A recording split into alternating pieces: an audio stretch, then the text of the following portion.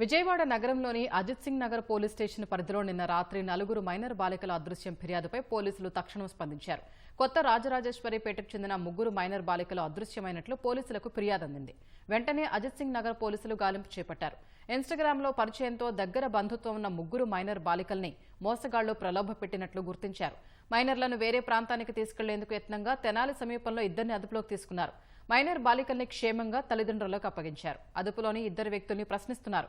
విజయవాడ నుంచి బెంగళూరు, హైదరాబాద్ ప్రాంతాలకు తీసుకెళ్లేందుకు యత్నించినట్లు జరుగుతున్న ప్రచారంపై దర్యాప్తు జరుపుతున్నామని ఏసీపీ శ్రవంతిరాయ్ తెలిపారు. అజిత్ సింగ్ నగర్ ప్రాంతంలోనే మరో బాలిక అదృశ్యమైనట్లు వచ్చిన ఫిర్యాదుపై కూడా గంటల వ్యవధిలోనే ఆ బాలిక ఆచూకీ గుర్తించి కుటుంబ సభ్యులకు అప్పగించారు. ఆ పిల్లల్ని వెతకడానికి టీంని పంపించాము.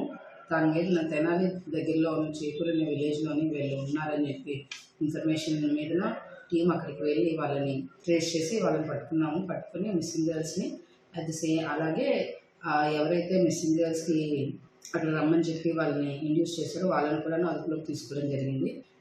ప్రాథమికంగా తెలుస్తున్నది ఏంటంటే ఈ 3 మిస్సింగ్ బాలికలు కూడాను ఇన్స్టాగ్రామ్లో పరిచయమైన ఫ్రెండ్స్ దగ్గరికి వెళ్ళినట్టు తెలుస్తుంది.